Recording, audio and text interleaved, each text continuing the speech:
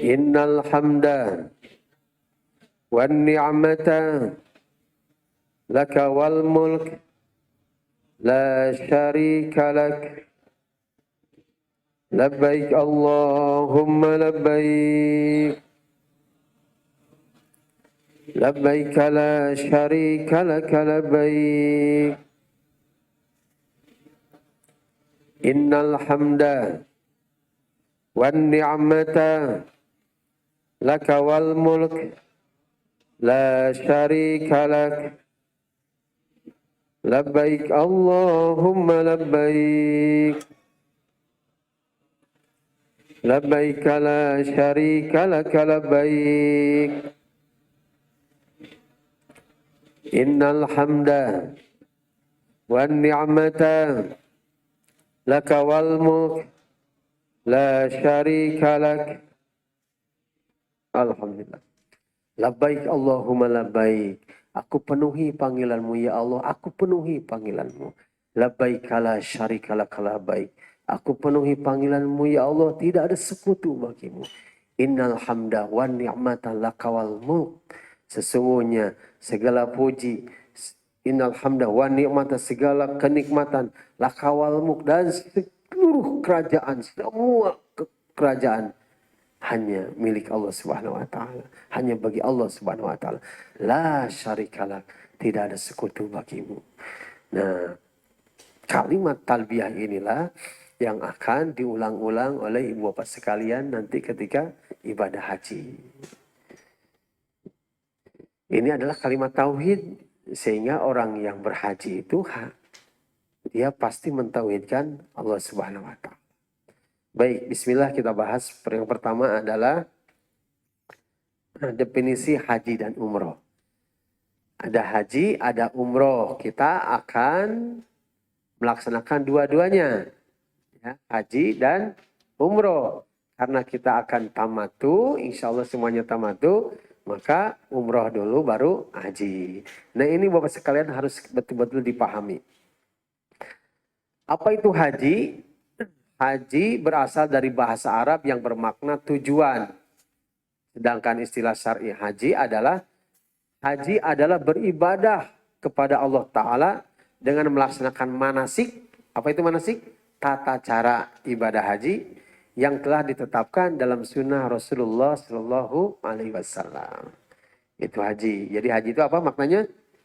Tujuan. Jadi hidup kita itu harus punya tujuan. Tujuan kita ada dalam doa haji itu ketika tawaf dari rukun Yamani ke Hajar Aswad. Rabbana atina fid dunya hasanah wa fil akhirati hasanah wa qina adzabannar. Tujuan manusia itu ingin selalu mendapatkan kebaikan, kebahagiaan, kesuksesan dunia dan akhirat, dan dijauhkan, dihindarkan dari neraka jahanam. Artinya masuk surga, berjumpa dengan Allah Subhanahu wa taala, bertemu dengan Rasulullah sallallahu alaihi wasallam. Sedangkan umroh adalah ziarah atau berkunjung. Bahasa Indonesianya ziarah. Adapun secara syar'i, umroh adalah beribadah kepada Allah Ta'ala dengan melaksanakan tawaf mengelilingi Ka'bah dan melakukan sa'i antara Bukit Safa dan Marwah serta tahallul. Itu definisi umroh. Baik. Apa hukum haji? Hukum haji adalah fardu ain. Jadi wajib bagi setiap muslim yang mampu dalam perjalanannya dan perbekalannya dan kendaraannya. Karena gak mungkin kita jalan kaki ke Arab Saudi, harus pakai pesawat, ya, naik pesawat. Wajibnya kapan? Wajibnya sekali seumur hidup. Angkat tangannya yang pernah haji. Ada yang pernah haji sebelumnya? Ibu udah ya? Tahun berapa, Bu? 2007, Masya Allah. Alhamdulillah. 2007, setelah 2007 sampai sekarang pernah umroh lagi gak? Belum? Pasti berubah, Ibu. Berubah Masjidil Haramnya, ya. Ka'bahnya tetap, ya. Karena ada perluasan dan sebagainya. Dulu 2007 ada Pasar Seng kan? Pasar Seng. 2007 masih ada Pasar Seng? Ada pasar seng. Pasar seng itu pasar atapnya seng. Disebutnya pasar seng, itu orang Indonesia yang namain. Sekarang udah nggak ada. Pokoknya berubah. Makanya ibu akan kaget di sana. Insya Allah. Makanya perlu kita manasik kembali. Begitupun tempat jamarotnya lempar jumrah itu berbeda dengan 2007 udah seperti sekarang ya. Baik. Wajib haji sekali seumur hidup. Haji merupakan bagian dari rukun Islam. Rukun Islam keberapa? Rukun kelima. Makanya kita harus semangat dalam melaksanakan ibadah haji karena ini melaksanakan rukun Islam yang kelima. Artinya apa? Kita sudah sempurna menjalankan rukun-rukun Islam. Tinggal merawat rukun itu. Nah, Allah Subhanahu wa taala berfirman di dalam Al-Qur'an surat Ali Imran ayat 97, mengerjakan haji adalah kewajiban manusia terhadap Allah, yaitu bagi orang yang sanggup mengadakan perjalanan ke Baitullah. Barang siapa mengingkari kewajiban haji, maka sesungguhnya Allah Maha Kaya, tidak memerlukan sesuatu dari semesta alam.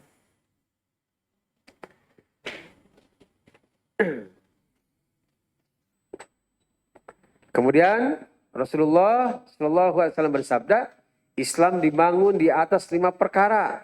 Satu apa? Bersaksi tiada Tuhan yang berhak disembah selain Allah, dan mengakui bahwa Nabi Muhammad SAW adalah utusannya, mendirikan sholat, menunaikan zakat, berhaji dan berpuasa di bulan suci Ramadan.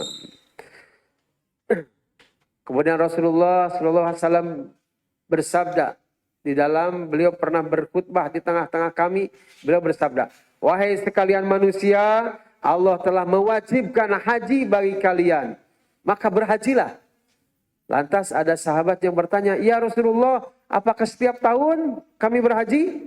Beliau Rasulullah SAW terdiam sejenak, sampai orang tadi bertanya lagi, sampai 3 kali, ya Rasulullah, apakah setiap tahun kami berhaji? Kemudian Rasulullah SAW lantas bersabda, seandainya aku mengatakan iya, ya, maka tentu haji akan diwajibkan bagi kalian setiap tahun dan belum tentu kalian sanggup.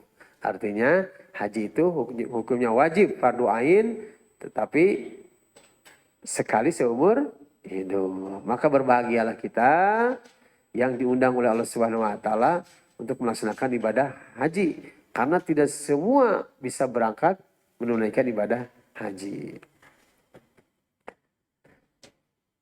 Sedangkan hukum ibadah umroh,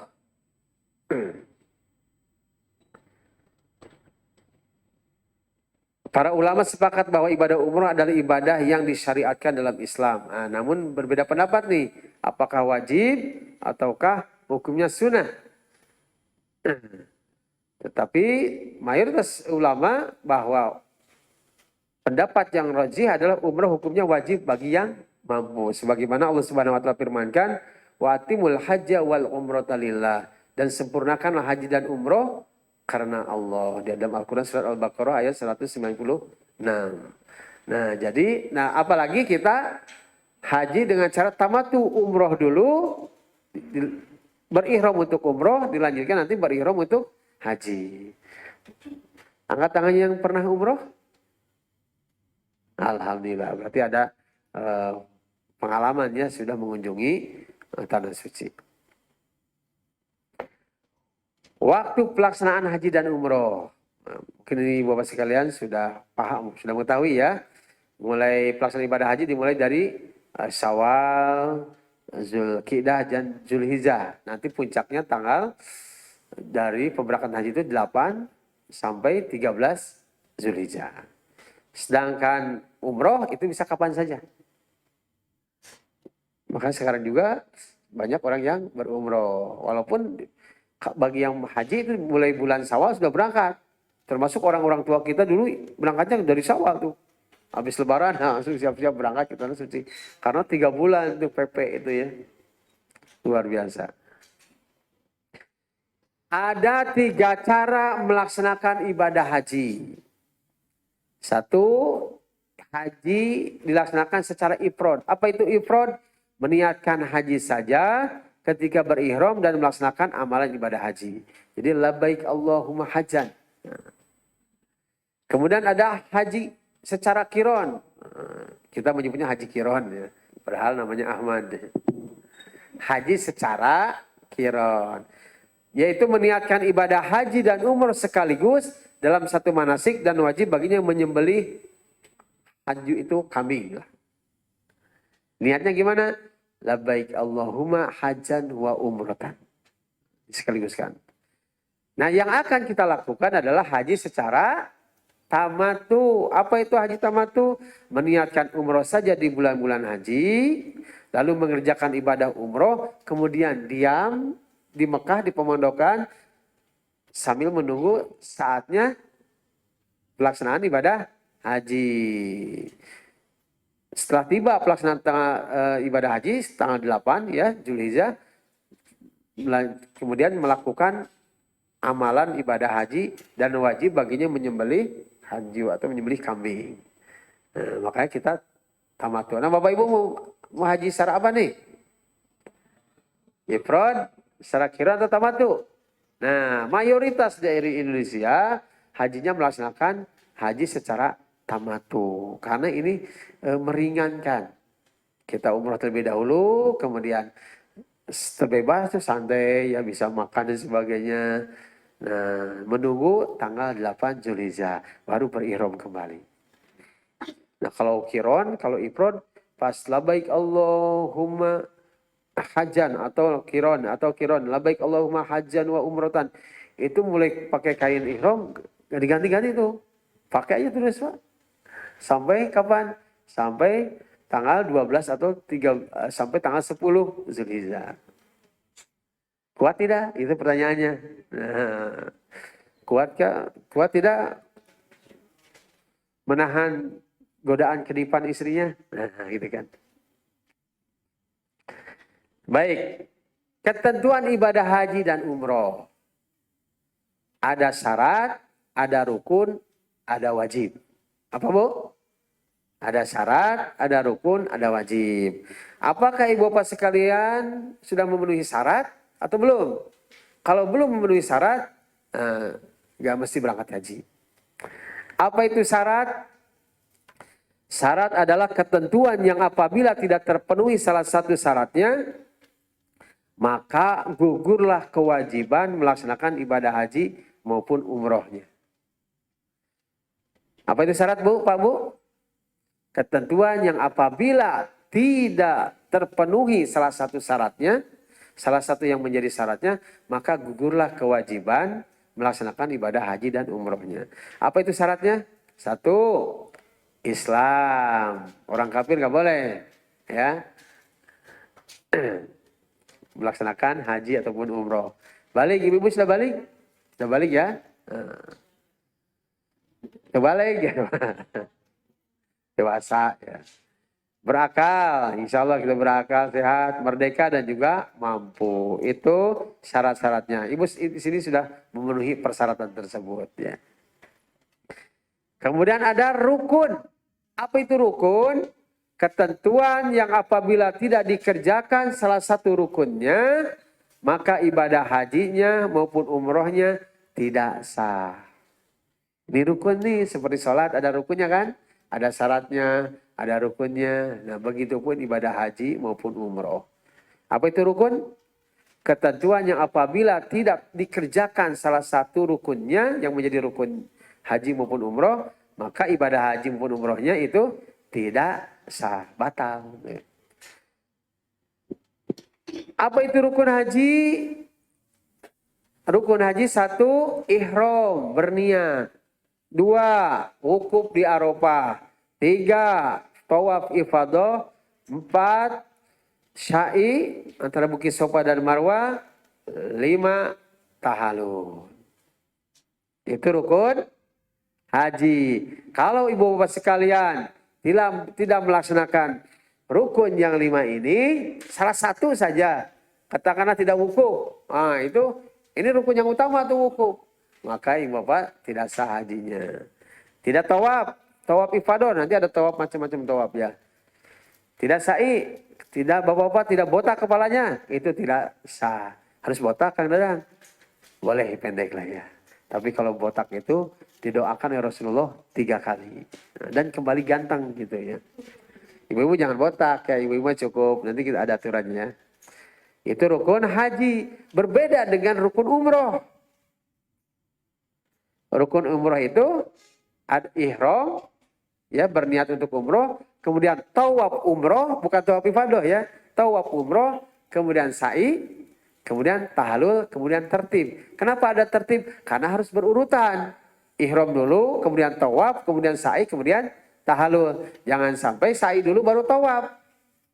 Wah, pas lihat tawaf, wah penuh banget, nengok di tempat sa'i, wah itu kosong, ayo kita sa'i dulu. Habis sa'i baru tawaf, nggak boleh itu. Atau wah tawaf penuh, sa'i penuh. Nah kita potong rambut dulu, nah itu nggak boleh. Makanya ada tertib, itu berurutan. Ihram terlebih dahulu, tawaf, setelah tawaf, sa'i, setelah sa'i, tahalul. Berbeda dengan haji, nanti ada beberapa yang bisa ditukar waktunya. Ya, bisa ditukar waktunya. Nanti kita terangkan. Kemudian wajib. Ada wajib. Apa itu wajib? Ketentuan yang apabila dilanggar salah satu yang menjadi kewajiban dalam melaksanakan ibadah umroh, ibadah haji maupun umroh, maka haji atau umrohnya tetap sah. Akan tetapi wajib membayar fidyah atau dam. Dam itu denda. Berupa apa? Berupa kambing, atau memberikan makan, atau berpuasa. Bahkan yang paling fatal adalah harus nyembelih unta. Nah, nanti kita terangkan. Apa itu wajib haji dan umroh? Ketentuan yang apabila dilanggar salah satu yang menjadi kewajibannya dalam ibadah haji maupun umroh, maka haji atau umrohnya tetap sah. Akan tetapi harus membayar dam. Dam itu apa? Denda. Bukan telat bayar pajak ya, denda, bukan. Ini melanggar. Apa itu wajib haji? Apa saja? Ihram dari mikot. Tadi rukun haji apa? Ihram kan? Ihram itu apa? Niat. Nah, yang menjadi wajib, ihramnya ternyata harus di tempat berihram yang namanya mikot. Yang kedua apa? Mabit di Muzdalifah. Nah, yang ketiga, lempar jumroh. Yang keempat, mabit di Mina. Dan yang kelima, tawaf wada. Inilah wajib haji ya. Ihram dari mikot, mabit di Muzdalifah, melempar jumroh, ula usul aqobah, mabit di Mina, kemudian tawaf wada terakhir. Kalau salah satu ini tidak dilaksanakan, maka haji umrohnya sah. Akan tetapi wajib membayar dam, mengeluarkan dam.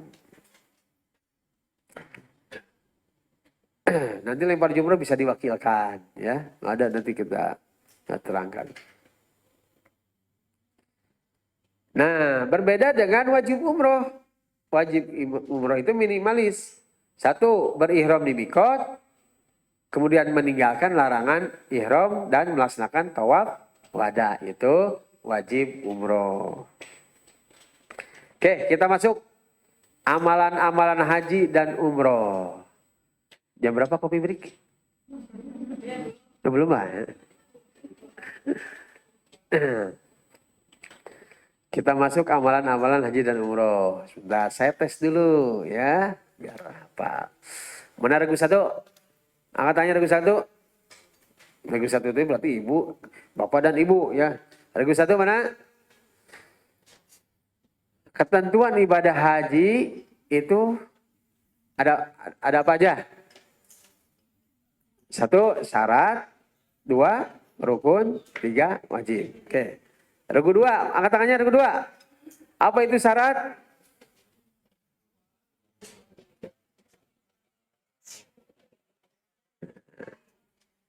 Ketentuan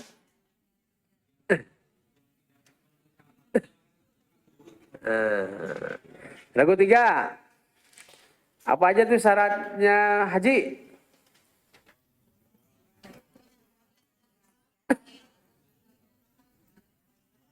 Syaratnya apa aja? Ya, satu apa? Islam. 2. Satu Islam. 2. Balik. 3. Terus? 4. Mereka.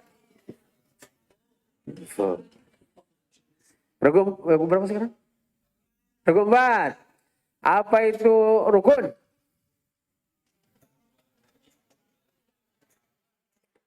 Ketentuan haji apabila ditinggalkan maka tidak sah. Baik. Ragu 5. Apa saja rukun haji?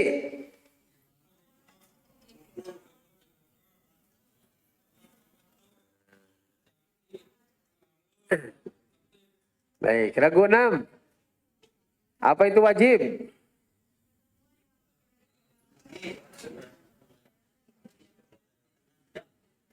Maka kena dam. Ragu 7. Apa saja yang menjadi kewajiban haji?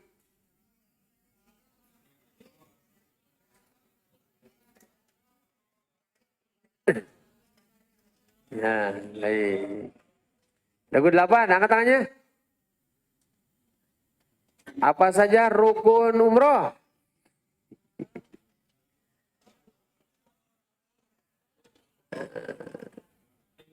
Ragu 9. Angkat tangannya. Ragu 9 susah 9. Ragu 9. Apa saja wajib umroh? Hah? Wajib umroh? Ihram di mikot. Kemudian menjaga larangan ihram. Kemudian tafadan. Ya, pintar semua. Alhamdulillah. Jadi Bapak sekalian harus bisa membedakan ya atau memahami mana yang rukun, mana yang wajib. Ya. Yang rukun jangan ditinggalkan, yang wajib jangan ditinggalkan. Kalaupun terpaksa meninggalkannya harus membayar dam. Baik, kita memasuki amalan-amalan haji dan umroh.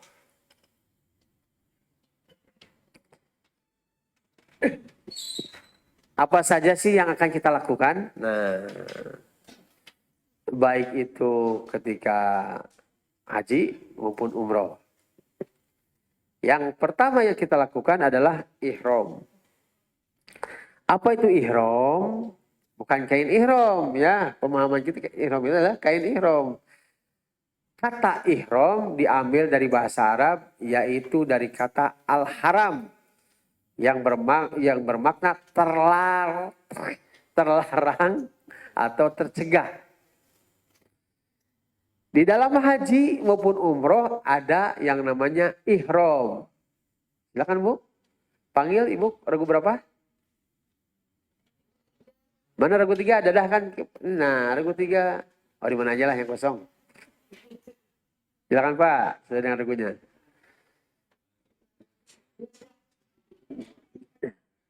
Silakan Pak, regu berapa? Cari. Jangan nyari regu 10 ya.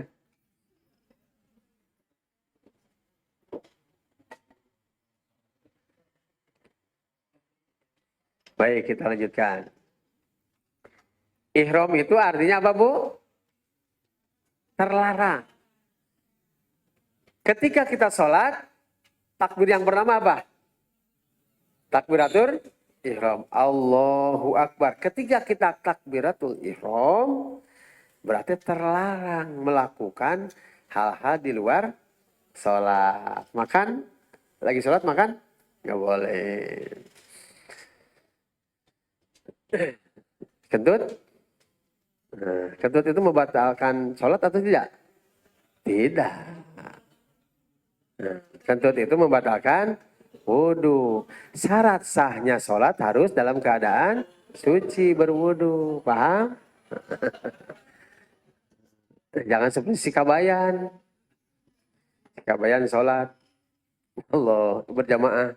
Imam sikabayan sama temannya. Imam takbir Allahu Akbar. Lagi sholat kentut. si Kabayan. Selesai sholat, ditanya oleh temannya sebelah, hei Kabayan, tadi kamu batal. Kamu sholat kentut. Nah, nda urang mah teu wudu heula.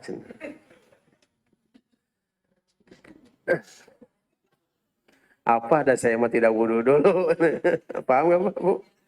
Ya, jadi kentut itu tidak membatalkan sholat, tetapi membatalkan wudu. Maka orang yang sholat tidak berwudu dulu tidak sah. Paham ya? Ah, si Ibu. Baik. Nah, ihram itu pun dalam haji maupun umroh artinya ketika kita berihram maka terlarang melakukan hal-hal yang memang itu dilarang dalam haji dan umroh. Ihram adalah niat untuk mengerjakan ibadah haji maupun umroh atau niat melaksanakan keduanya haji dan umroh secara bersamaan. Nah, apabila seseorang telah berihram artinya berniat, maka terlarang melakukan hal-hal yang dilarang dalam ibadah haji dan umroh atau umroh. Paham? Makanya berihram. Ihram itu apa? Niat, ya. Niat untuk mengerjakan ibadah haji atau umroh. Paham sampai di sini? Itu pengertian ihram. Jadi ketika ibu bapak sekalian, kita lanjut ya. Tapi berihram itu ada tempatnya. Kalau mau sholat itu berihram, takbiratul ihram ketika mau sholat nih. Nah untuk haji berihram ada tempatnya, tempat berihram. Di mana? Di Monas. Oh enggak sah.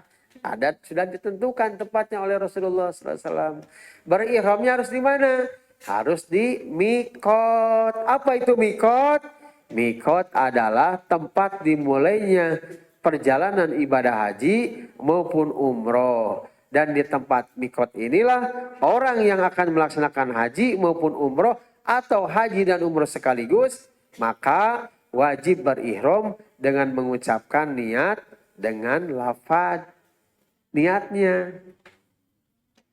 Kalau yang haji saja, labbaik Allahumma hajjan. Yang niat umroh, labbaik Allahumma umrotan. Niat haji sekaligus umroh, labbaik Allahumma hajjan wa umrotan.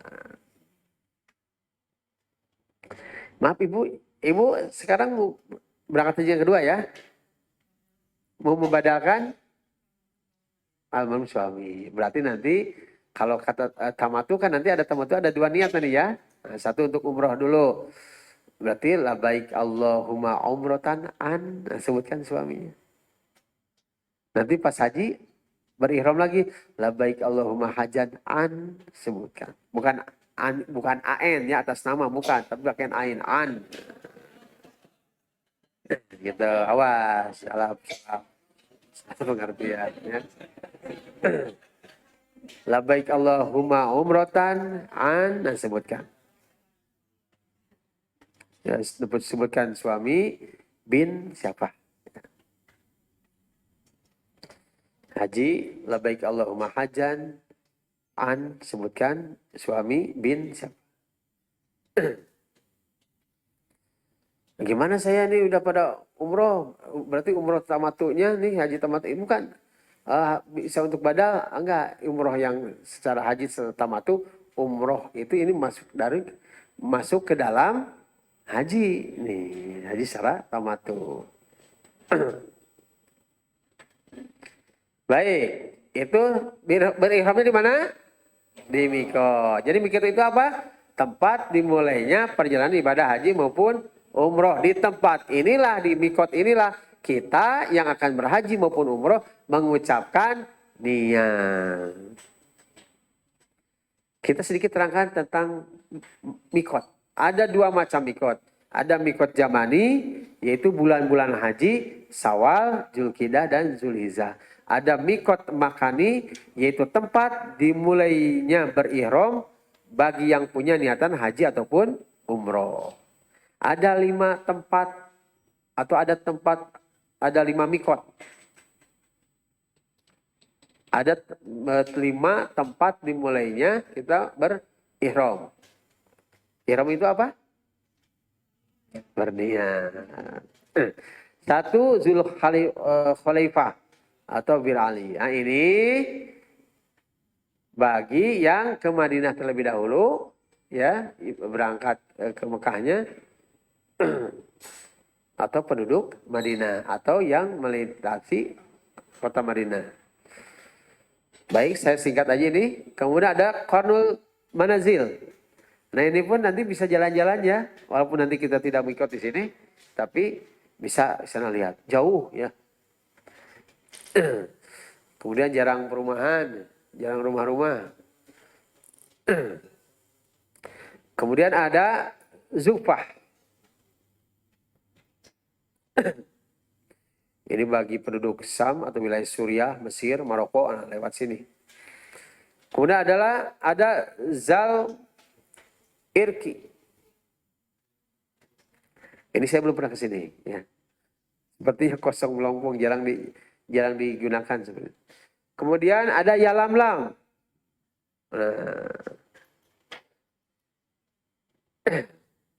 Itu tempat-tempat mikot. Mikot jamaah haji Indonesia ada 2 berdasarkan rute yang dilewati. 1, gelombang haji pertama menuju Madinah terlebih dahulu, maka mikotnya di mana? Di Bir Ali, Zulkhuleifah. Zulkhuleifah atau Bir Ali. Kita gelombang keberapa rencananya? Kedua. Di manakah gelombang kedua? Langsung ke Mekah, artinya gelombang kedua. Maka gelombang haji kedua yang langsung ke Mekah, maka mikotnya di dalam pesawat. Ingat, di dalam pesawat, jangan di atas pesawat. Yang posisinya sejajar dengan mikot Yalamlam, maka nanti awak pesawat akan menginformasikan. Jemaah haji sekalian, setengah 30 menit lagi atau 1 jam lagi kita akan melintasi area mikot. Maka siap-siaplah untuk berihram. Ucapkan niat ya. Kita mau umroh dulu, berarti niatnya gimana? Labbaik Allahumma umrotan.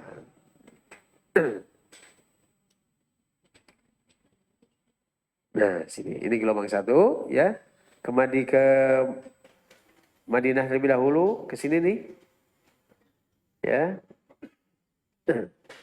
Apakah nanti gelombang 2 ketika pulangnya ke Madinah terlebih dahulu bisa ke sini? Bisa, ya. Nanti kesepakatan aja. Kita jalan-jalan ke Bir Ali, boleh. Tapi jangan mikot lagi ya. Mikot balik lagi, umroh lagi. Hanya gitu. Yang pernah umroh melalui Madinah di sini ya, pernah ya. Nah, awas jangan salah masuk di sini. Masuk dari pintu sini, keluar pintu sini, ini bisa hilang. Nah, pernah saya kehilangan jemaah. Mana 1 jam, hampir 1 jam nunggu. Nyari-nyari. Dia masuk sini, keluar ke sini. Harusnya masuk dari sini, lewat keluar pun ke sini. Nah, kalau gelombang kedua, melintasi area Yalamlam ini. Mikot di dalam pesawat, ini situasinya. Ya. Baik, kita lanjutkan. Sunnah-sunnah sebelum berihram. Ternyata sebelum kita berihram, sebelum mengucapkan niat, itu ada sunnah-sunnahnya. Apa yang dilakukan? 1, membersihkan diri dengan cara memotong kuku, mencukur kumis, bulu ketiak, bulu kemaluan, pokoknya bulu-bulu yang tidak perlu, silakan dibersihkan. Ini dapat dilakukan sebelum ke tempat mikot. Nah, kita membayangkan kita mikotnya di dalam pesawat ya. Nah, ini berarti lakukan di rumah. Kan kalau ke embarkasi Pondok Gede paling sehari ya, atau bisa juga menginap. Nah, lakukan aja di rumah nih. Oh, besok mau berangkat nih, mau pelepasan di Masjid Darut Tauhid. Udah bersihin dulu tuh ya. Kan seminggu sekali kan motong kuku ya. Bersihin dulu. Kemudian mandi besar untuk berihram. Baik dalam keadaan suci maupun dalam keadaan haid atau nifas. Nanti takdirnya ibu-ibu berangkat ke tanah suci, haid. Udah biarin aja, jangan ditahan-tahan. Kemarin sudah ada pembahasan belum sama Ustaz Erika? Nah, biarin aja. Ngocor ya ngocor. Ya tahan Bu ya, jangan berceceran di pesawat. Biarin aja, tapi mandi. Mandinya bukan mandi bersih dari haid, kan masih haid ya. Mandi untuk berihram. Nanti lihat jadwalnya. Kalau di embarkasi Pondok Gede itu masih ada waktu, maka sebelum keberangkatan ke pesawat, naik pesawatnya di mana Bu? Nah bandara, maaf, saya nanya, Ibu sudah connect belum? Sambil membayangkan ya. Naik pesawatnya di mana? Oh, di Bandung. Nah di Bandung di Husein. Naik pesawatnya di mana? Di Bandara Soekarno-Hatta. Atau kita tidak tahu, siapa tahu dari Halim. Nah, biasanya dari Halim itu kepulangan biasanya. Suka begitu. Kita bayangkan dulu naik pesawat di Bandara Soekarno-Hatta. Kalau ada waktu nanti di embarkasi, tentu ada waktu lah ya. Maka mandi ihramlah di embarkasi sebelum ke berangkatan. Paham ya? Langsung kita membayangkan dulu karena kita gelombang kedua, langsung membayangkannya kita mikotnya di dalam pesawat ya, tidak ke Madinah dulu. Kalau ke Madinah dulu lebih mudah ya, bisa bersih-bersihnya itu di hotel penginapan sebelum ke Bir Ali. Memakai wewangian pada badan secukupnya. Ingat, memakai wewangiannya pada badan, bukan pada pakaian. Karena ketika pakaian kita wangi dan digunakan untuk berihram, itu hilangkan dulu, dicuci sampai hilang wanginya. Kadang-kadang saya bukan wangi, bau, itu mah sudah biasa bapak-bapaknya. Memakai habis mandi nih, usap-usap tuh oles-oles minyak wangi nyong-nyong gitu ya, yang tidak beralkohol kalau bisa ke badan. Barulah pakai kain ihram atau pakaian untuk berihram. Nah, ibu-ibu siapkan nanti pakaian mana yang untuk berihram. Di embarkasi sudah disiapin tuh tanpa wewangian. Nah, kalau laki-laki sunahnya memang wangi ya, karena beda bau badannya. Ibu-ibu mah secukupnya, tetapi pakai wangiannya di badan bukan di pakaian. Makanya siapkan dari sekarang pakaian mana yang untuk ihram. Ya, 2 sel boleh lah ya. Untuk ihram umroh, untuk ihram haji. Atau itu aja gak apa-apa. Ya. Nanti habis umroh cuci tanpa pakai pewangi, jemur, setrika. Ya. Kemudian siapkan untuk tanggal 8 dipakai. Kalau mau pakai minyak wangi badannya, ibu-ibu jangan terlalu wangi. Kalau bapak harus wangi. Kemudian memakai pakaian ihram. Gimana aturan pakaian ihramnya Kang Dadang? Kemarin sudah kita praktekkan. Kita kupas sedikit. Ini untuk bapak-bapak. Pakaian ihram bapak-bapak. Memakai 2 helai kain yang tidak berjahit. Disunahkan kainnya berwarna putih polos ya, yang bapak sekalian sudah dapat. 1 helai untuk bawahan, 1 helai untuk atasan. Ya, kemarin kita sudah praktek ya. Itu harus latihan terus. Nanti mungkin saya akan rekaman, kemudian dikirim ke bapak-bapak sekalian. Ada beberapa cara, nanti bisa dipilih. Ini ketika tawaf, terbuka bahu kadarnya, selain tawaf, tertutup semuanya. Ibu-ibu juga harus tahu nih ya, karena suaminya bisa melanggar aturan. Tiba-tiba terbuka bahu kirinya. Nah, caraikan ibu-ibu. Wah, gak manasik ya? Nah, manasik, cuma lupa lagi. Nah itu, karena tidur. Ingatin sama ibu-ibunya. Itu untuk laki-laki. Untuk perempuan gimana untuk ibu-ibu? Memakai pakaian yang menutupi seluruh badannya, kecuali muka dan kedua telapak tangan. Kedua telapak tangan. Nah, telapak tangan ini ada 2 pemahaman. Ada yang ini telapak tangan, ini punggung tangan, sehingga punggungnya tertutup. Ada gitu ya. Makanya ada mukena ya, atau penutup tangan yang belakangnya menutup, ya aplek-aplekan gitu kan. Nah, tetapi ada juga bahwa yang disebut telapak tangan ini juga termasuk. Jadi sampai pergelangan ini ya. Silakan ibu-ibu memahami yang mana. Ya. Kalau saya memahaminya cukup sampai sini. Jadi kelihatan telapak tangan dan juga punggungnya. Saya mau menutupi punggungnya, mau silakan kalau memang itu pemahamannya. Kita tidak memaksa. Muka dan telapak tangan. Gimana dengan masker? Masker. Dan buka nanti. Tidak boleh karena menutupi muka. Gimana kondisi begini? COVID-nya masih belum hilang. Nah, diperbolehkan karena dalam kondisi darurat, maka boleh menggunakan masker. Sebagaimana di Mekah pun ketika tawaf bermasker, yang umroh itu ibu-ibu ya. Tapi tergantung ini sebetulnya. Keraguan-raguan dalam hati ketika ada rasa takut, aduh khawatir kena COVID, padahal saya sudah LC, lulusan COVID. Gimana nih, masa COVID lagi? Kalau memang itu ragu, khawatir, silakan pakai. Kalau COVID sudah nggak ada, apalagi sudah lebaran, sudah halal bihalal, saling memaafkan, sudah pergi, udah buka. Dan insya Allah kalau Mekah Madinah itu Allah janjikan dilindungi dari wabah. Oke, pertanyaannya, ketika musim COVID, negara mana yang sedikit, sangat sedikit, nyaris tidak ada COVID? Mekah Madinah. Kenapa Allah jaga? Ya nanti kita, Indonesia nggak dijaga sepertinya. Makanya sampai banyak yang meninggalnya. Mekah Madinah itu dijaga oleh Allah. Enggak, itu kan pemerintah yang memberikan aturan. Itu penjagaan dari Allah. Ya itu silakan nanti memahami hikmah dan sebagainya ya.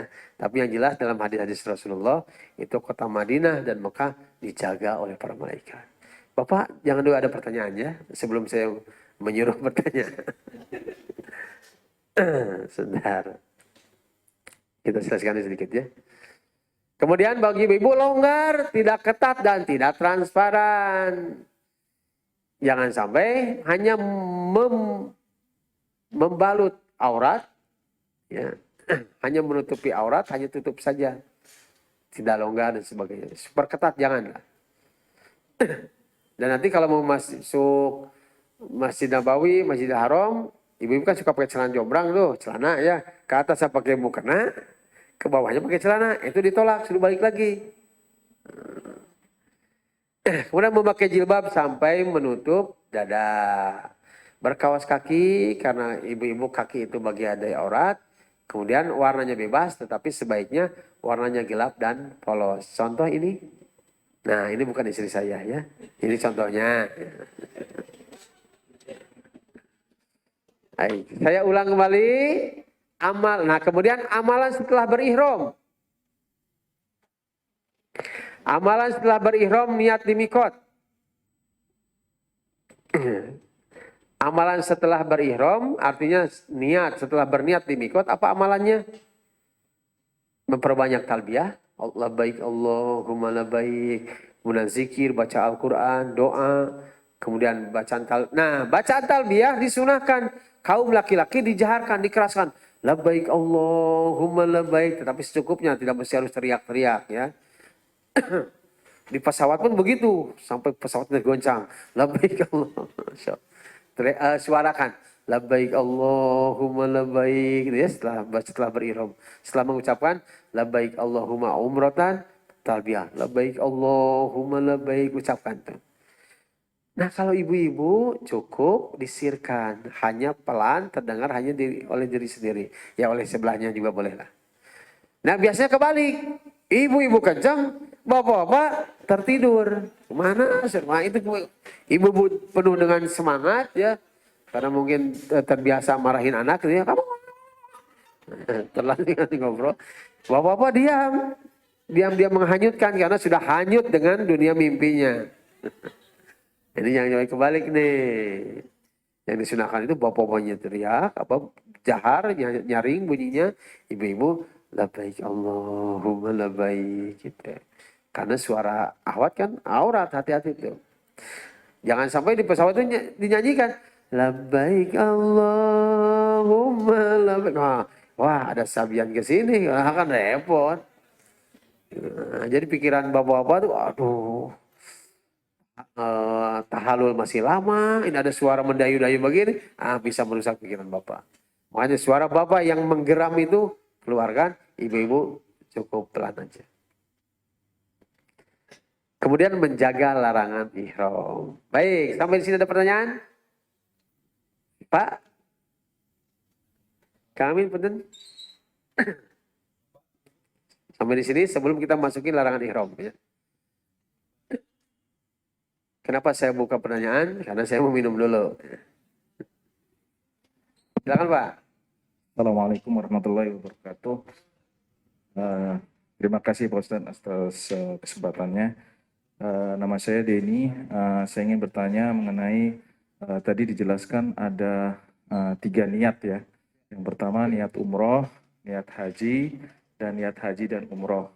Kalau posisi kami sebagai haji tamatu artinya kita hanya niat masing-masing. Maksudnya karena kita harus umroh dulu, berarti kita hanya niat di umroh dulu. Kemudian pada saat kita mau haji, baru kita niat haji. Apakah seperti itu? Karena kan mungkin ada yang lupa jadi haji dan umroh jadi satu, gitu ya. Itu pertanyaan pertama. Yang kedua mengenai masker ya. Masker memang kalau dalam kondisi COVID kita bisa lepas, tapi mungkin pada saat-saat kita menggunakan ihram, masker itu kan macam-macam ya. Ada juga yang modelnya berjahit ya. Kalau misalnya kita bawa yang custom seperti itu, nah itu kan membatalkan ihramnya ya. Maksudnya karena kan tidak boleh ada yang berjahit dalam tubuh kita. Mohon penjelasannya Pak Ustadz. Kita coba ada lagi? Baik. Terima kasih Pak. Baik, kita akan haji secara tamatu. Artinya ada 2 niat nanti. Yang terpisah waktunya. Tidak menyatu. Kalau haji kiron, tadi menyatu. Labbaik Allahumma hajan wa umroh. Langsung, wa umroh. Aku niat, aku penuhi panggilanmu ya Allah untuk haji dan umroh. Haji tabatu ada 2 niat nantinya. Karena beda waktunya, beda pelaksanaannya. Yang pertama kita akan berihram atau berniat untuk umroh. Apa yang diucapkan? Labbaik Allahumma umrotan. Selesai. Kemudian lakukan prosesi umroh. Nanti kita bahas ya. Lakukan prosesi manasik umroh. Tawaf, sa'i, tahlul. Selesai. Nah, pakai baju pakaian bebas. Tunggu tanggal 8. Tanggal 8 berihram lagi. Ya, mandi dan sebagainya. Kemudian pakai lagi pakaian ihram yang tadi tuh. Ya dicucilah kocok-kocok, jangan pakai sabun. Berihram lagi, tapi tidak ke mikot, tetapi di pondokan. Ya, jangan balik lagi ke pesawat. Ke Madinah. Enggak, jadi di pondokan ini kita terangkan. Kan ada yang kan, ya karena belum ya. Kita terangkan. Tanggal 8 kita berihram lagi. Di pondokan di Mekah, di hotel aja yang pondokan. Kalau pondokan itu seperti pondok pesantren gitu ya. Di hotel lah, ibu-ibu kelas hotel kan. Bukan kelas kobong. Di hotel di Mekah. Berihram kembali. Setelah menggunakan pakaian ihram, berihram lagi. Niatnya haji. Labbaik Allahumma hajan. Kemudian lakukan prosesi ibadah haji. Gitu Pak ya. Gimana dengan masker? Masker nanti dalam aturan nih. Masker untuk laki-laki itu tidak termasuk pakaian. Ya, itu tidak termasuk pakaian. Bapak ke kantor bermasker aja. Gak usah pakai baju, pakai celana, gimana yang terjadi. Nah, nanti mudah-mudahan ada kebijakan total. Ya, dipersilakan untuk melepas masker. Artinya dalam kondisinya sudah aman 100%. Wah itu alhamdulillah, syukuri. Tetapi kalau di informasi pemerintah, baik Indonesia ataupun Saudi, jamaah haji wajib masker. Nah, karena ini kondisi dalam keadaan darurat. Nggak ada makanan pun, ketika kita pergi ke hutan, nggak ada makanan, adanya babi, apa yang dimakan? Kelinci dulu, karena sebelah kelinci boleh memakan makanan yang haram. Tetapi bukan untuk dinikmati. Ternyata enak daging babi, ya udah. Tapi hanya untuk menguatkan tubuh saja. Selepas itu jangan jadi keenakan. Jangan sampai di rumah, mah nggak ada makanan, ya nggak apa-apa. Ini darurat babi mah, nggak boleh. Nah ini cadar, termasuk masker, ini terlarang untuk ibu-ibu. Tetapi dalam kondisi saat ini, katakanlah di sana terjadi walau mudah-mudahan aman, sehingga pemerintah Indonesia maupun Saudi mempersilahkan buka masker, buka-buka. Itu ya, ada lagi? Nah, ibu-ibu dulu. Assalamualaikum warahmatullahi wabarakatuh. Salam. Pak Ustadz, saya nanya masalah mikot. Kalau misalnya kita sudah melaksanakan haji, terus melaksanakan umroh sunat ya, itu mikotnya di mana Pak Ustadz ya? Baik, wah ibu sudah ke umroh lagi nih. Belum selesai ibu. Baik, memang nanti ada dua pemahaman ya. Setelah selesai melaksanakan ibadah haji selesai, itu waktunya luang. Waktunya akan luang sebelum kita ke Madinah kalau gelombang 2. Waktunya luang, maka ada ustadz atau ulama yang membolehkan untuk umroh kembali. Ada. Kalau pemahamannya itu boleh, maka ibu harus ke tanah halal dulu. Keluar kota Mekah. Di mana itu adanya? Di Tanim, Jirona, atau gitu aja ke Irak ya. Ke Yalamlam, kejauhan ya, kejauhan. Nah, biasanya itu ada suka keliling ya, rekreasi ke Jirona atau ke Yalamlam. Itu biasanya yang mau umroh lagi sudah membawa kain ihram. Nah, nanti pas pulang lagi ke Mekah, itu sudah dalam keadaan berihram. Satu itu ada yang membolehkannya. Ada juga yang sudah cukup. Kalau sudah haji dan kita menjadi warga Mekah ya, mukimin ya, maka apa yang disunahkan adalah perbanyak tawaf sunnah. Perbanyak tawaf sunnah. Ke hotel, kemudian ke Masjidil Haram, tawaf. Selesai tawaf, salat sunnah di belakang makam Ibrahim. Selesai. Nah, gak usah pakai sa'i, karena gak ada sa'i sunnah. Ya. Perbanyak tawaf tuh. Habis tawaf, masuk ke Masjidil Haram, langsung tawaf. Tidak ada salat tahiyatul masjid ya, kalau mau langsung tawaf. Tawaf. Selesai tawaf, baca Al-Quran, selembar, 2 lembar. Minum air zam-zam, segar lagi, tawaf lagi. Oh, luar biasa. Bisa 10 kali tawaf, kalau kuat. Nah, masalahnya lihat di sana aturannya. Sekarang aturannya kan yang tawaf di lantai utama itu hanya yang berpakaian ihram. Nah, orang Indonesia suka pintar. Dia pakai kain ihram tetapi pakai pedalaman. Niatnya tawaf sunnah. Supaya bisa dekat Ka'bah. Nah, ya itu mah pintar-pintar kita ya.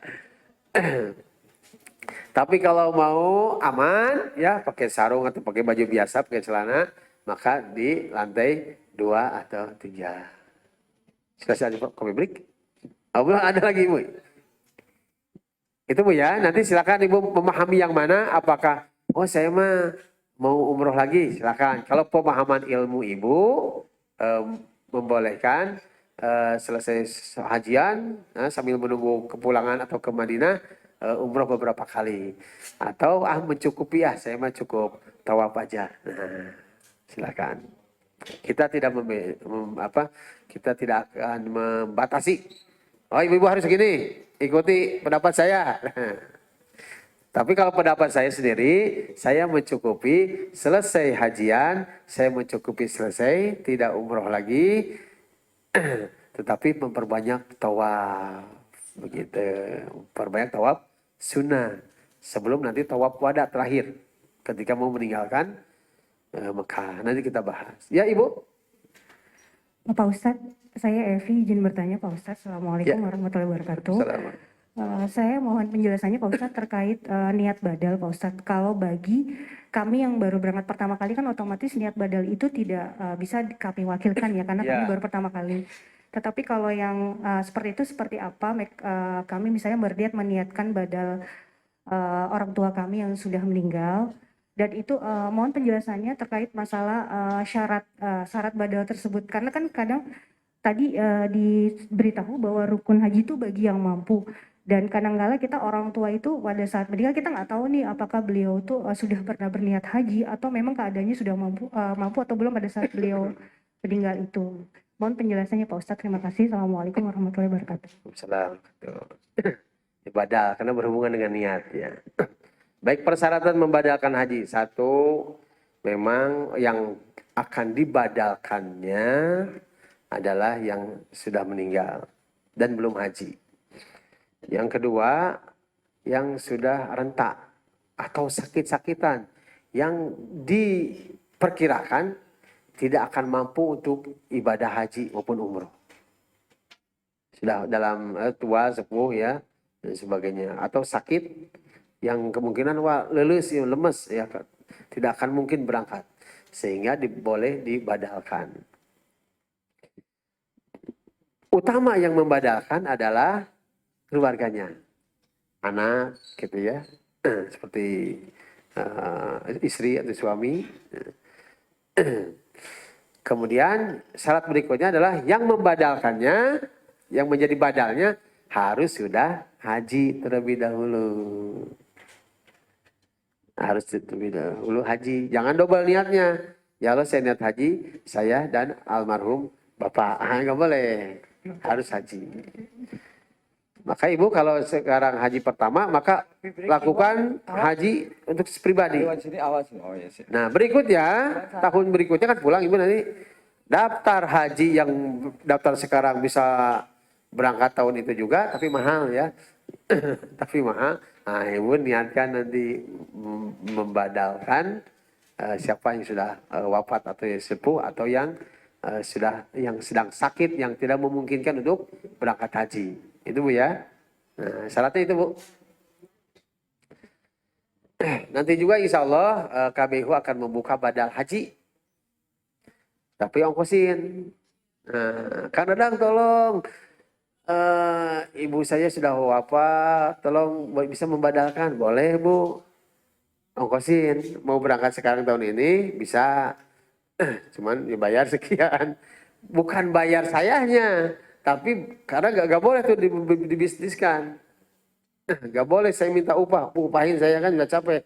Nah itu harus betul-betul niat lillahi ta'ala. Membadalkannya itu. Berapa ongkos? Nah bayarin ongkosnya. Maksudnya bayarin ongkosnya. Ya jika cukup ongkosnya aja. Kan di sana harus hidup ya. Harus makan. Udah karena bisa beliin pisahnya aja, silakan di sana ngurus, mau makan, mau enggak, mau tidur di meeting. Nah, kebangetan. Nah kan saya punya keluarga, maka dibiarkan ya 40 hari di sana. Nah gitu, maaf bukan upah. Bukan upah.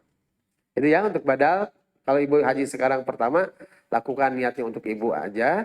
Nanti tahun berikutnya ibu bisa daftar lagi, mau yang plus, mau yang di atas plus gitu ya, nah, silakan.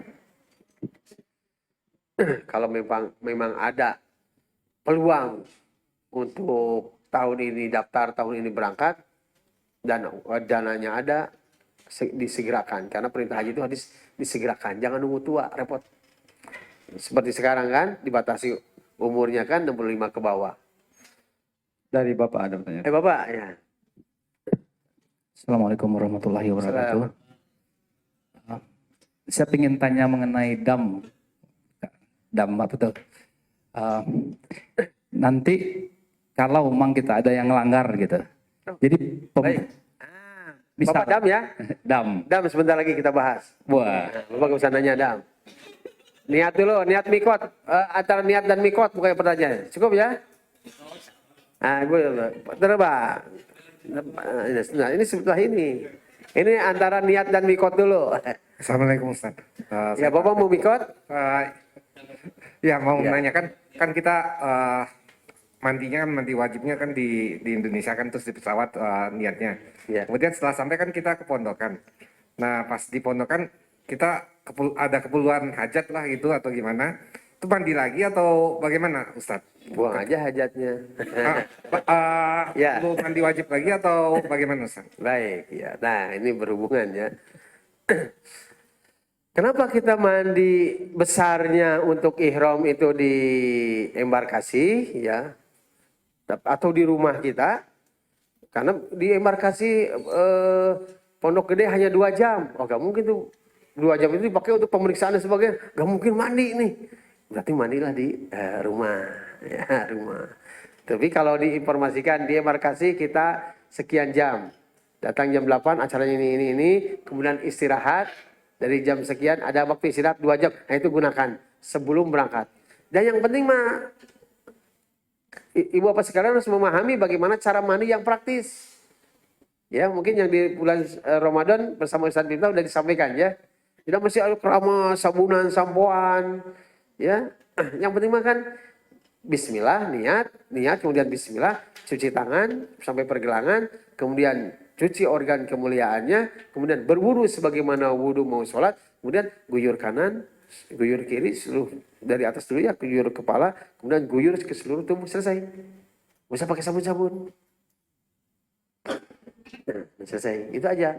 Paling 5 menit selesai, ya. Apalagi bapak-bapak kan sering mandi koboi ya. Tapi itu harus meratakan air. Intinya meratakan air. Itu yang 5 menit juga selesai. Nah bagaimana ketika dari pesawat. Kenapa di pemondokan atau di embarkasi kita mandi besarnya. Gak mungkin mandi di pesawat. Walaupun di udara hujan. Pilot tunggu saya mau mandi. Gak mungkin ya. Maka nanti kita terangkan ya secara detailnya.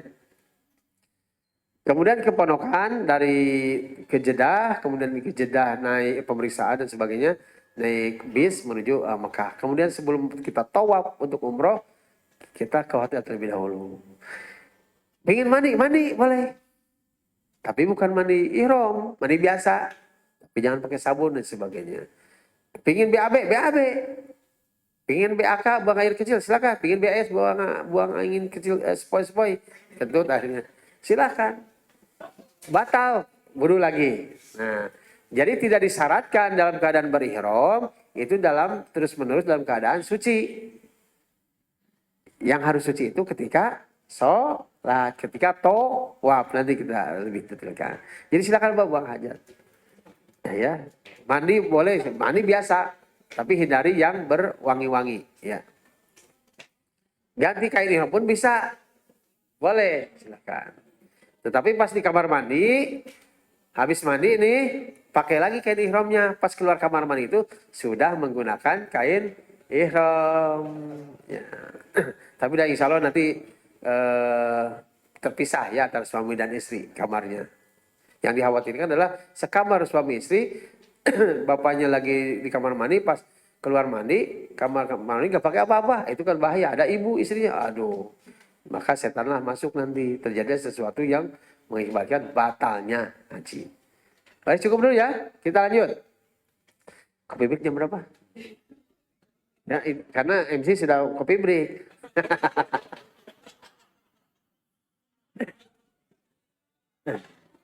Tenang, bos, sabar.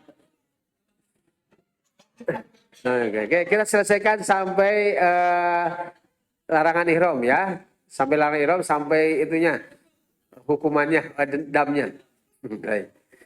Baik, amalan setelah berihram, artinya setelah niat. Labbaik Allahumma umratan, ketika mau umroh, atau nanti tanggal 8, labbaik Allahumma hajjan, maka perbanyaklah talbiyah, zikir, doa, baca talbiyah laki-laki dikeraskan, baca talbiyah perempuan cukup terdengar pelan. Setelah mengucapkan labbaik Allahumma umratan atau nanti labbaik Allahumma hajjan, maka berlakulah larangan ihram. Tidak boleh dilanggar. Kalau dilanggar nanti kena dam. Kang Dadang, apa saja larangan ihram? Kita tanya ke Rasulullah SAW. Apa saja nih? Nah, ini larangan ihram. 1. Ada larangan ihram, ini berlaku bagi pria dan wanita. Bagi pria dan wanita. 1. Berhubungan badan suami istri. Nggak boleh. Karena ini bisa nyembelih. Hajinya tidak sah. Kafaratnya harus nyembelih onta.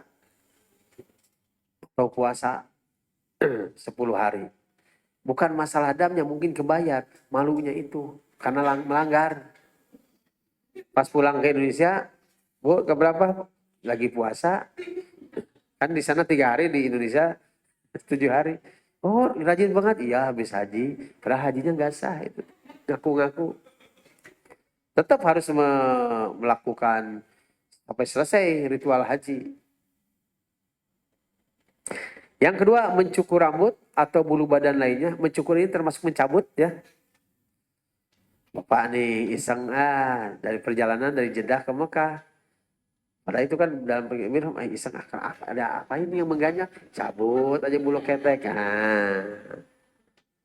Atau garuk, garuk iseng aja. Kemudian apa? Memotong kuku. Baik motong pakai gunting kuku, pisau atau golok atau pakai gigi. Kan suka iseng tuh, ya. Gigi copot aja, untung jarinya nggak copot. Nah, itu pun kena, itu pun melanggar. Memakai wewangian. Jadi boleh memakai wewangian sebelum berihram. Itu pun di badan, bukan ke pakaian. Kalau sudah berniat, labbaik Allahumma umratan, labbaik Allahumma hajjan, tidak boleh memakai wewangian di badan. Di badan aja gak boleh, apalagi di pakaian kan jangan wangi. Membunuh binatang buruan, itu nggak mungkin. Ya, nanti kalau ada nyamuk bagaimana? Usir aja. Jangan kayak di sini. Kasihan nyamuk itu ya. Makhluk yang paling menderita. Mau cari makan, diusir. Sudah dapat makan, dia kenyang perutnya isi dengan darah. Oh, terancam hidupnya itu. Bersyukur kita tidak jadi nyamuk. Diusir aja, tiup ya. Merusak tumbuhan. Gak boleh itu. Pas istirahat di rest area, ini ada rumput Fatimah nih, cabut. So tahu yang gimana rumput Fatimah itu ya. Ada pohon kurma ini, petik. Itu gak boleh tuh, merusak tumbuhan. Akad nikah, meminang, gak boleh tuh. Terus gimana dong mau nikah lagi kata papanya? Nanti setelah tahalul, boleh ya. Nikah lagi. Kenapa nikah lagi? Karena bapaknya duda. Ibu sih meres terus pikirannya.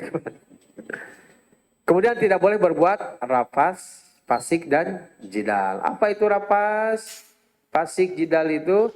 Nah, rapas berkata kotor, jorok, menghina, mencela, komentar buruk, fasak segala perbuatan melanggar yang menyimpang dari ketentuan aturan Allah Subhanahu wa taala, jidal saling berdebat, merendahkan dan saling berbantah-bantahan. Ini gak boleh.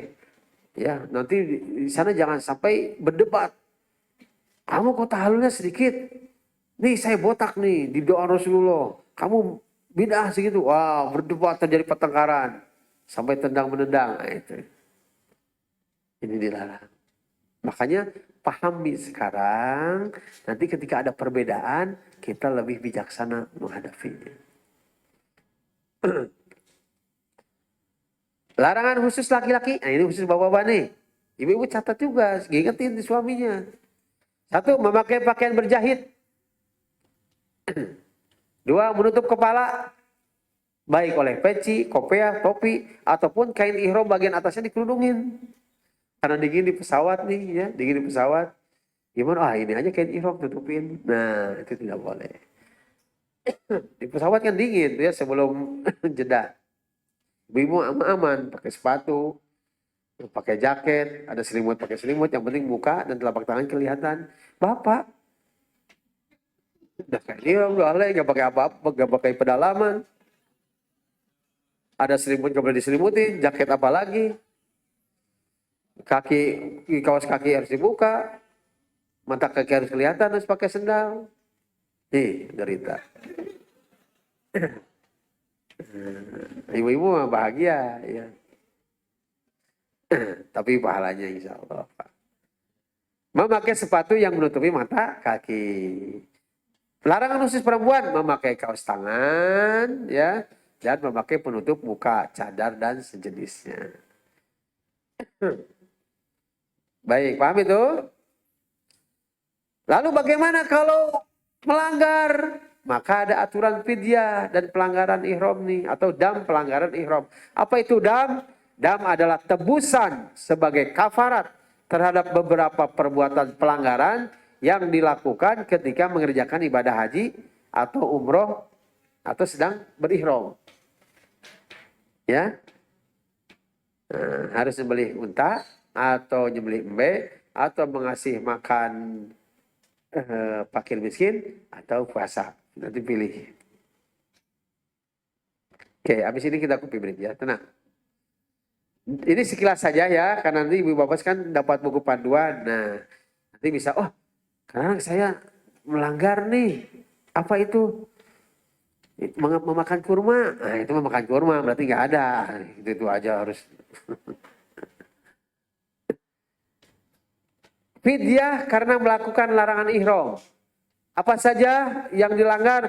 Mencukur rambut, memotong kuku, memakai wewangian, bercumbu dengan syahwat, bercumbu tapi tidak sampai berhubungan suami istri, ya. Menutup kepala laki-laki, kemudian memakai pakaian berjahit bagi laki-laki, memakai sarung tangan dan penutup wajah bagi perempuan, maka bentuk damnya atau fidyahnya dari setiap pelanggaran ini adalah memilih salah satu dari 3 hal. 1, menyembelih 1 ekor kambing, atau memberi makan kepada 6 orang miskin, atau berpuasa selama 3 hari. Bagaimana ada yang melanggar, sudah mencukur rambut, kemudian memotong kuku, kemudian memakai minyak wangian, berarti 3 kambing. Kali harga kambing di sana. Ada 3 pelanggaran. Jangan ya, saling mengingatkan saja. Nanti ada pertanyaan, Kang Dadang gimana kalau saya kan rambutnya rontok. Kalau buka kerudung, suka nempel tuh ke kerudung. Nah itu mah tidak sengaja. Yang sengaja itu adalah, yang kena dam itu yang sengaja. Lihat suaminya, itu suami saya matanya jelalatan lihat ahwat Arab. Sambil juga kejebol. 1 kena dam, harus motong kambing atau makan fakir miskin atau berpuasa. Yang kedua ini tidak menjaga hati. Terjadilah berbantah-bantah dengan suami. Nah, makanya hindari. Pokoknya kalau yang mau berantem dulu sebelum berangkat ke tanah suci. Tetapi biasanya kebiasaan berantem di tanah suci, berantem di tanah air ke bawah. Makanya sekarang damai-damailah, buat perjanjian. Bikin perjanjian, istriku, suamiku, kita kan sering ya antara garpu dan sendok kan itu beda ya. Beda kan Bu, kan suka berbenturan. Nah, ya kita bikin perjanjian selama di tanah suci, ya bukan hanya selesai umroh maupun haji, tetapi 40 hari di tanah suci kita janjian tidak boleh bertengkar. Perjanjian, bikin perjanjian. Selesai dari tanah suci baru kita lanjutkan amal ibadah, tidak bertengkar itu di tanah air, lanjuti. Jadi kebiasaan ibadah di sana bawa ke sini, itu haji mabrur namanya. Jangan sampai pas ke tanah air, Bapak sini, nah, itu kurma oleh-oleh masih banyak tuh. Ibu tidak enak ketika di tanah suci. Ketika tawaf bayangkan, itu baru dibuka di tanah air. Itu di belakang Bapak ada siapa? Saya kan megang Bapak di belakang. Kok pas putaran ketiga, Bapak jadi dipegang oleh wanita lain. Nah, Ibu kemana aja? Nah, masalahnya Ibu megang Bapak yang lain. Nah, Dibuka, ya berantem nggak boleh gitu. Baru laporan sekarang, nah itu hati-hati. Waduh jaga, makanya bikin perjanjian dari sekarang ya. Lanjut ya. Kemudian ada fidyah zaza, yaitu ketika berburu hewan darat. Maka ini tinggal baca aja ya aturannya, di aturan juga ada di buku. Dan insya Allah kita tidak berburu ya, tidak berburu. Karena repot harus mengganti hewan buruan tersebut. Baik, kemudian ini kita selintas saja, tidak akan dibahas. Ada fidyah jima. Nah, ini hubungan seksual suami istri sebelum tahalul awal dan melakukan perbuatan yang mengantar pada zina, maka hajinya tidak sah. Nah, ingat suami istri ini. Suami yang bawa istrinya.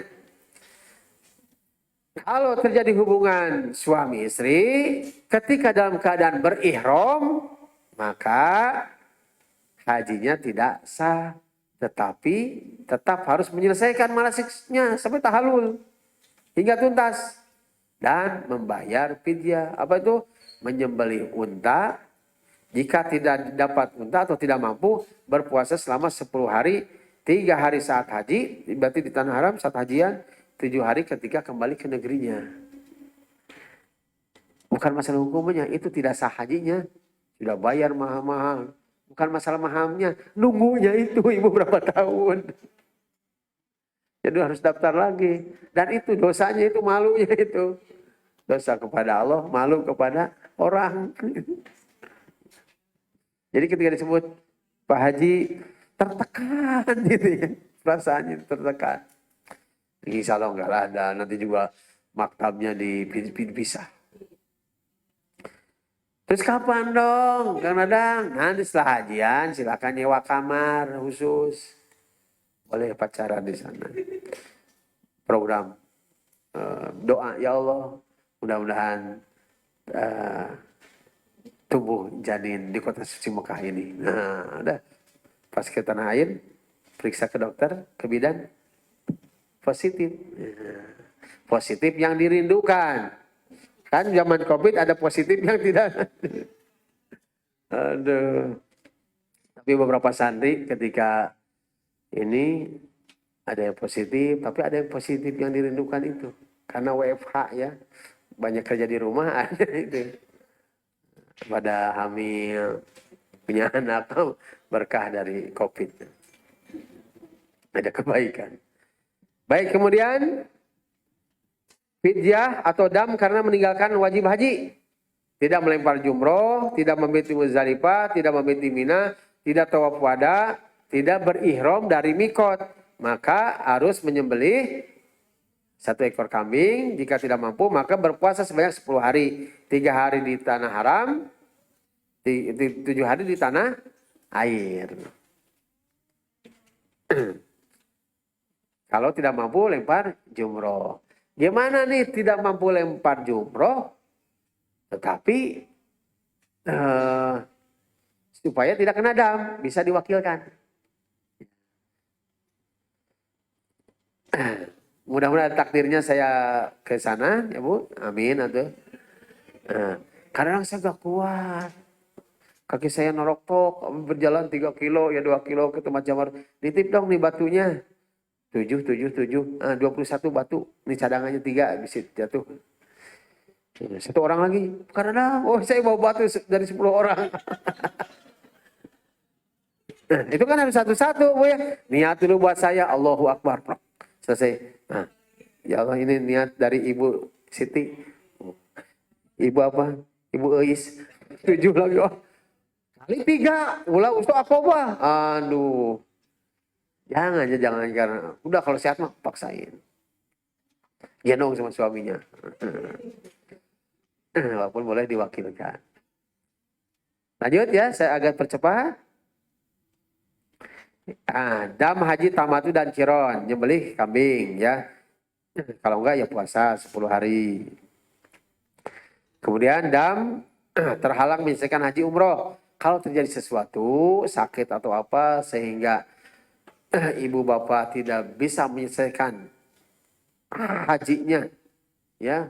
Jadi ketika labbaik Allahumma hajjan, kemudian tiba-tiba sakit, harus ke rumah sakit, berarti tidak wukuf. Tapi wukuf mah insya Allah dibawa ke sana, dipakai ambulan.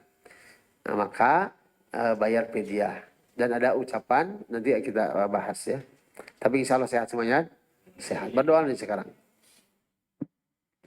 Nah, hal-hal yang diperbolehkan apa saja? Menggunakan payung, memakai jam tangan, memakai kacamata, mengenakan syal tanda rombongan, karena itu pasti jangan lepas juga. Mengenakan sabuk ikat pinggang, membawa tas gendong, mengganti kain ihram ke kotor atau kena najis, mencuci kain ihram tanpa bahan pewangi, kemudian mandi tanpa memakai bahan pewangian. Nah, itu Ibu Bapak sekalian. Sebentar. Itu adalah yang hal-hal yang diperbolehkan, termasuk juga masker dalam keadaan darurat. Demikian sementara, tidak ada lagi pertanyaan karena kita akan ke acara puncak dulu, yaitu coffee break supaya kita tidak ngantuk. Terima kasih. Subhanakallahumma wa bihamdika asyhadu an la ilaha illa anta astaghfiruka wa atubu ilaik. Terima kasih. Wassalamualaikum warahmatullahi wabarakatuh.